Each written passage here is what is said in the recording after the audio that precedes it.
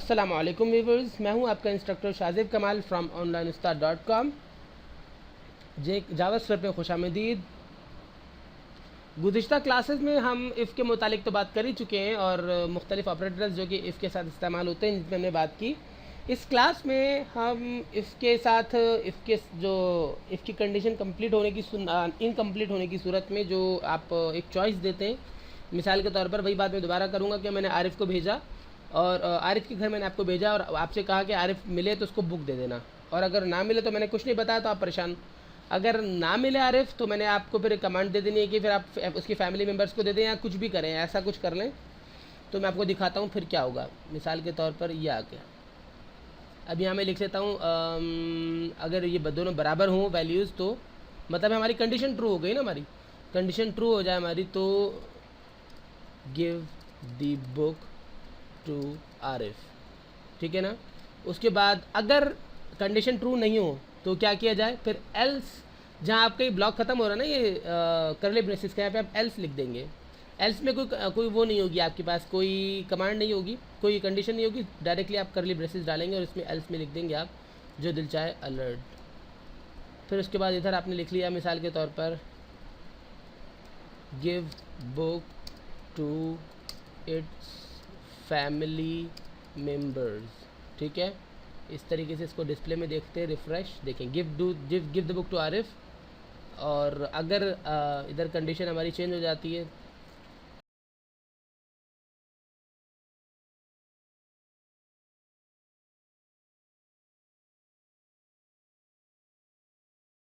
ये है हमारे पास एल्स और इफ़ का काम।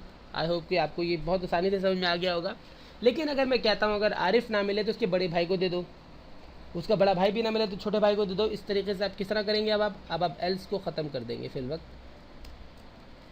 अब फ़ौरन बात आप इसके जैसे ही ब्लॉक ख़त्म होगा आप लिखेंगे एल्स, उसके बाद आप इफ़ लिखेंगे एल्स इफ़। अब आप लिखेंगे एल्स इफ़, ये पूरी कमांड है, बीच में स्पेस होना लाजमी है, दोनों अलग अलग वर्ड्स हैं। कमांड का रूल यही कि बीच में एक स्पेस हो।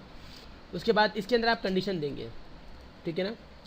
मिसाल के तौर पर आपने इसे कह दिया कि अगर ये बड़ा हो, अगर वेल 1 बड़ा हो वेल 2 छोटा हो तो लिखा आ जाए give the book to Arif. लेकिन दूसरी कंडीशन में अगर आप एक और आप कंडीशन दे रहे हैं भाई अगर वो का पास ना करे तो वेल 1 जो है वो छोटा हो और वेल 2 बड़ा हो।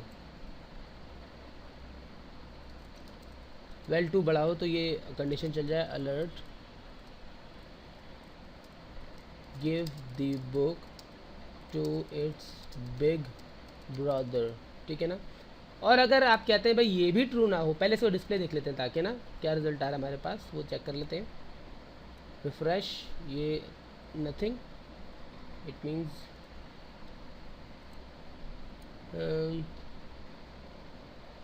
क्या दोनों कंडीशंस ट्रू नहीं हुई हैं। ओहो, हाँ give the book to its big brother, ठीक है ना।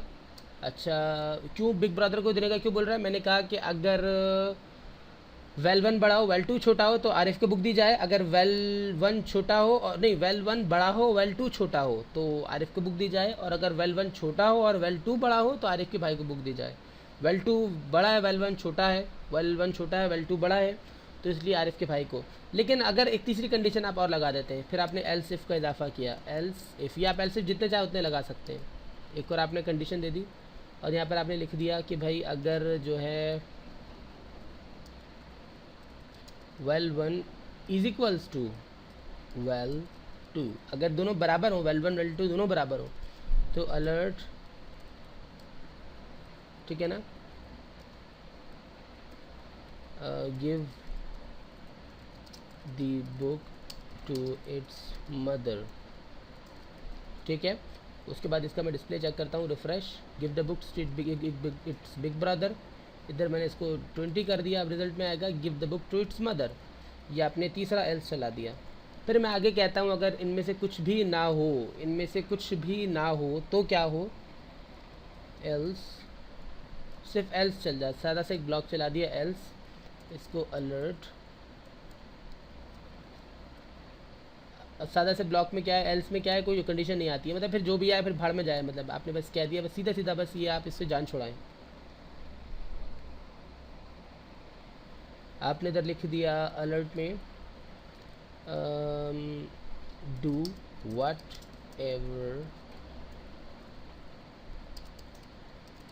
यू थिंक राइट, जो आपको सही लगे वो आप कर लें। आखिरी में बस मैंने सीधा सीधा क्या क्या से जान छुड़ा ली, और इनकी कंडीशन चेंज कर देते हैं, ठीक है ना। और यहाँ मैं कहता हूँ अगर टाइप से भी दोनों बराबर हो तो फिर अगर दोनों की टाइप भी बराबर हो, दोनों की वैल्यू भी बराबर हो, तो फिर ये आ जाएगी इसके मदर को दे दिया जाए। फिर अगर कोई तीसरा टाइप हो, यानी कि चौथी टाइप आ गई ना कि हमारे पास दोनों की टाइप अलग अलग है, तो फिर क्या हो, फिर ये do what ever you think right, ठीक है ना। Refresh, do what ever you think right, ठीक है ना, यानी कि जो आपको बेहतर लगे वो करें। आई होप कि आपको ये क्लास समझ में आई होगी, जिसमें एल्स और एल्सिफ, फिर एल्सिफ, फिर अगेन एल्स के ऊपर मैंने बात की। दिलचस्प क्लास है, जितने एल्सिफ आप इंक्रीज़ करना चाहें उतने एल्सिफ कर सकते हैं। एल्स फिर इस कंप्लीट स्टेटमेंट के सबसे लास्ट में आता है, एल्स हमेशा लास्ट में आता है, खाली एल्स हमेशा लास्ट में आता है, और सिंगल इफ़ सबसे हमेशा सबसे शुरू में आता है। पहले इफ़ आता है, फिर इफ़ पॉसिबल नहीं हुआ या कोई इफ़ में प्रॉब्लम आई तो फिर इफ़ का ब्लॉक इग्नोर हो जाता है और अगला ब्लॉक एग्जीक्यूट हो जाता है। अगर अगला भी वैल्यू कंडीशन ट्रू नहीं हुई, फॉल्स आ गई, तो अगला भी इग्नोर हो जाता है। फिर उसके बाद वाला अगर वो भी अगर कंडीशन ट्रू ना हो पाए तो उसका भी ब्लॉक जो है वो इग्नोर हो जाता है। फिर लास्ट में एल्स का ब्लॉक, चाहे उसमें कुछ भी लिखा हो, वो रन हो जाता है। एल्स आप नहीं देंगे तो कुछ भी नहीं चलेगा। मिसाल के तौर पर आपके पास तीनों कंडीशन मैच नहीं कर रही हैं और आपने एल्स में कुछ भी नहीं दिया, एल्स आपने मिटाया हुआ, जैसे हमने पहले सिंगल इफ लिखा था, तो फिर क्या होगा, बस फिर कुछ भी नहीं होगा, बस खाली चलेगा, मतलब न कुछ भी डिस्प्ले नहीं आएगा, ये पूरे ब्लॉक आपका खाली रहेगा, ठीक है ना। ये है हमारे पास if else then else if then else. I hope that आपको ये क्लास समझ में आई होगी। इंशाल्लाह ताला नेक्स्ट क्लास में मज़ीद काम के साथ हाजिर होंगे, तब तक के लिए मुझे इजाज़त दीजिए। मैं हूँ आपका इंस्ट्रक्टर शाजिब कमाल फ्रॉम onlineustaad.com। अल्लाह हाफिज़।